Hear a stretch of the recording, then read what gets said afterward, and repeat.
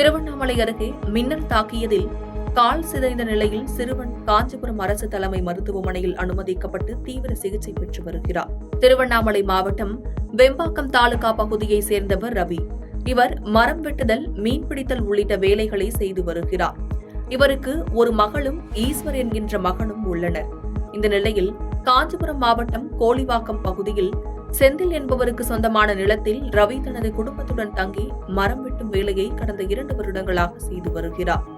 இந்த நிலையில் பிற்பகல் வேளையில் காஞ்சிபுரம் மற்றும் அதன் சுற்றுவட்டார பகுதிகளில் இடிமின்னலுடன் கூடிய பலத்த மழை பெய்தது.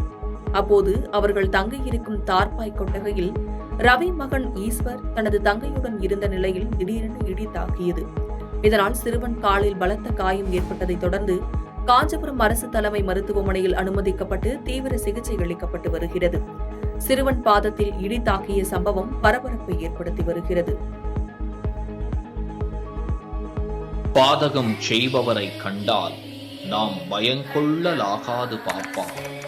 மோதி மிதித்து விடு பாப்பா, அவர் முகத்தில் உமிழ்ந்து விடு பாப்பா.